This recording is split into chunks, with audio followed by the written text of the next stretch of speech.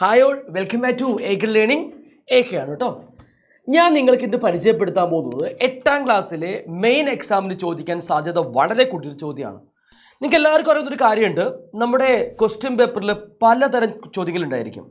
അതിൽ ഇന്ന ചോദ്യങ്ങൾ ഉറപ്പാണ് എന്ന് നമുക്ക് പറയാൻ സാധിക്കും. അതിലൊരു ടൈപ്പാണ് നമ്മുടെ വാല്യൂ ബേസ്ഡ് ക്വസ്റ്റ്യൻസ് പറയും. നമ്മുടെ ഉള്ളിലുള്ള മൂല്യങ്ങളെ ഉയർത്തിപ്പിടിക്കുന്ന ചോദ്യങ്ങളാണ്. അതിൽ വരുന്ന ഒരു പ്രധാനപ്പെട്ട ടോപ്പിക്കാണ് ഈ കാണിച്ചിരിക്കുന്ന നോയിസ് പൊല്യൂഷൻ അല്ലെങ്കിൽ ശബ്ദ മലിനീകരണം. നിങ്ങൾക്ക് എല്ലാവർക്കും അറിയാവുന്ന കാര്യമാണ്, നമ്മൾ ഒരു സ്ഥലത്തൂടെ പോകുന്ന സമയത്ത് ചിലപ്പോൾ വളരെ വലിയ ശബ്ദങ്ങൾ കേൾക്കാറുണ്ട് അല്ലേ. അങ്ങനെ ശബ്ദങ്ങൾ കേട്ട് കഴിഞ്ഞാൽ നമുക്ക് ഭയങ്കരമായിട്ട് പ്രശ്നമാവും. അപ്പോൾ ശബ്ദ മലിനീകരണം എന്താണ്, അതുമായി ബന്ധപ്പെട്ട പ്രധാനപ്പെട്ട ചോദ്യങ്ങൾ എന്താണ്, ഇതാണെന്ന് പറയാൻ പോകുന്നത്. ഈ ഒരു വീഡിയോ നിങ്ങൾ മസ്റ്റായിട്ട് കാണുക. ഇത് നിങ്ങൾക്ക് യൂസ്ഫുൾ ആകും, ഉറപ്പാണ്. ഇത് നിങ്ങൾ മസ്റ്റായിട്ടും നിങ്ങളുടെ ഫ്രണ്ട്സിന് എന്ത് ചെയ്യണം, ഷെയർ ചെയ്യണം. എന്താണ് നോയിസ് പൊല്യൂഷൻ? ഡെഫിനിഷൻ പഠിക്കണം. എന്താണ്? Presence of excessive or unwanted sounds in our environment. നമ്മുടെ ചുറ്റുപാടുമുള്ള പരിസ്ഥിതിയിലുള്ള അനാവശ്യമായതോ അല്ലെങ്കിൽ അമിതമായതോ ആയ ശബ്ദമാണെന്ത്? ശബ്ദ മലിനീകരണം എന്ന് വിളിക്കപ്പെടുന്നത്. ഇനി ശ്രദ്ധിക്കേണ്ട കാര്യം ഇത്രയേ ഉള്ളൂ, ഇത് എവിടെയൊക്കെ കേൾക്കാൻ സാധിക്കും? ട്രാഫിക് ജാം, ശരിയല്ലേ? കൂടാതെ ബേസ്റ്റിംഗ് ഓഫ് ക്രാക്കേഴ്സ്, പടക്കം പൊട്ടിക്കുമ്പോൾ ഭയങ്കര സൗണ്ടാണ്, അത് ഒരു ശബ്ദ മലിനീകരണത്തിന് ഉദാഹരണമാണ്.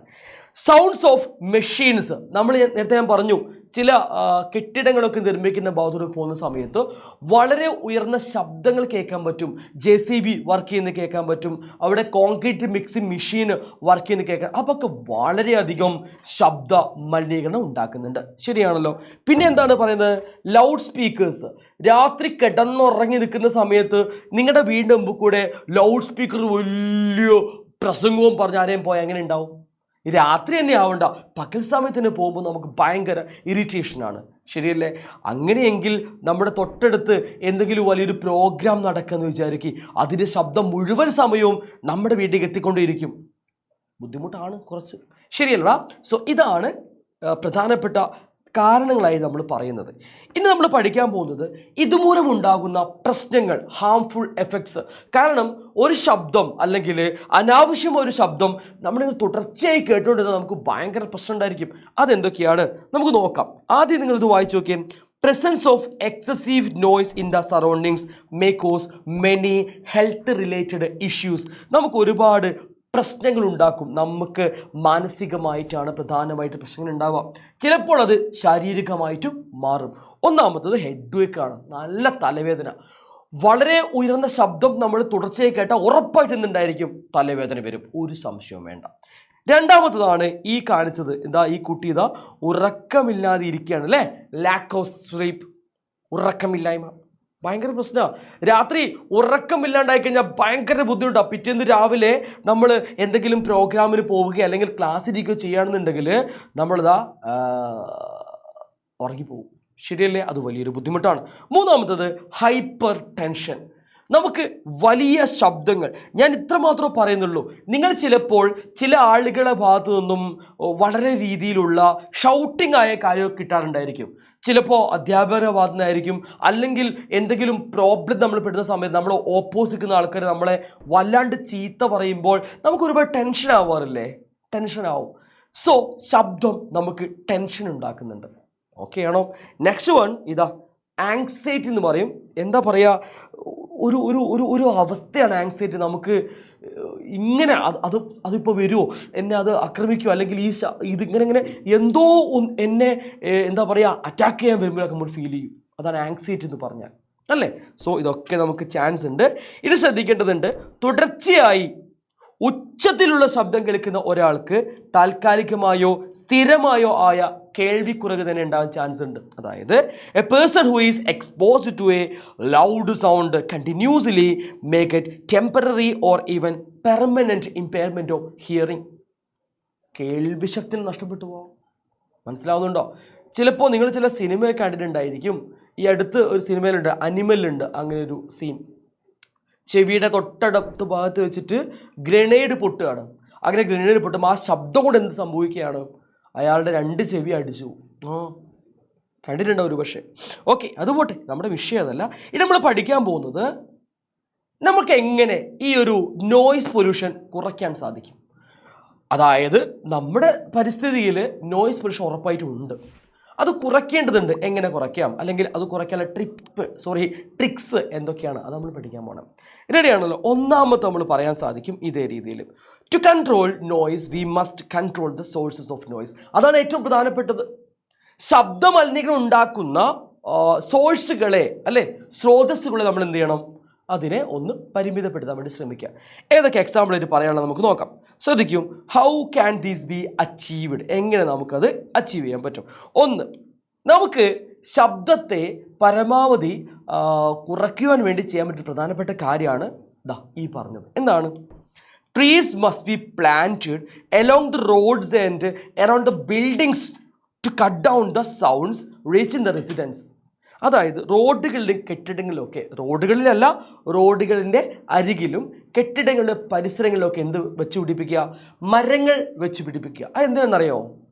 മരങ്ങൾ എന്ന് പറഞ്ഞാൽ ഇവ ശബ്ദത്തെ എന്ത് ചെയ്യും? ഇങ്ങോട്ട് അട്രാക്റ്റ് ചെയ്യല്ല, അബ്സോർബ് ചെയ്ത് കളയും, വലിച്ചെടുക്കുക എന്നൊക്കെ പറയും. കാരണം ഇത് വളരെ സോഫ്റ്റായ ആണ്, ഇലകളൊക്കെ ഇങ്ങനെ പടർന്നു കിടക്കുന്നു. ശബ്ദം ആ മരത്തിലേക്ക് ചെന്ന് കയറുന്ന സമയത്ത് അതൊരിക്കലും പ്രതിഫലിപ്പിക്കൂല. ശബ്ദം ഒരു വസ്തുവിൽ തട്ടി തിരിച്ചു വരുമ്പം അവിടെ വീണ്ടും ശബ്ദം കൂടുതലേ ചെയ്യുക. ഇതങ്ങനെയല്ല. മരങ്ങളിലേക്ക് ശബ്ദങ്ങൾ എത്തുമ്പോൾ ആ മരങ്ങളുടെ ഇലകൾക്കുള്ളിലേക്ക് ആ ശബ്ദം അങ്ങ് കയറി പോവുക ചെയ്യാം, ഒരിക്കലും പ്രതിഫലിച്ച് വരില്ല. അപ്പം നമുക്ക് പറയാൻ പറ്റും ആ ശബ്ദത്തെ ആഗിരണം ചെയ്യാന്ന് പറയാൻ പറ്റും, അബ്സോർബ് ചെയ്യാന്ന് പറയാൻ പറ്റും. അതുകൊണ്ട് മരങ്ങൾ വച്ച് പിടിപ്പിക്കുക എന്നത് വളരെ പ്രധാനപ്പെട്ട ഒരു കാര്യമാണ്. ഇത് എന്തുകൊണ്ടും ഉപകാരപ്രദമാണല്ലോ, ശരിയല്ലേ? അപ്പോൾ ശബ്ദം മലിനീകരണം കുറയ്ക്കാൻ നമുക്ക് ആരും ഉപയോഗപ്പെടുത്താൻ സാധിക്കും? മരങ്ങളെ. ക്ലിയർ ആണോ? രണ്ടാമത്തെ ഒരു കാര്യമാണ് എയർക്രാഫ്റ്റ് എഞ്ചിനുകൾ, ഗതാഗത വാഹനങ്ങൾ, വ്യാവസായിക യന്ത്രങ്ങൾ, വീട്ടുപകരണങ്ങൾ എന്നിവ എന്ത് ചെയ്യണം? നിശബ്ദമാക്കുവാനുള്ള ധാരാളം സൈലൻസിങ് മെറ്റീരിയൽസ് ഉണ്ട്, അത് ഉപയോഗപ്പെടുത്താം.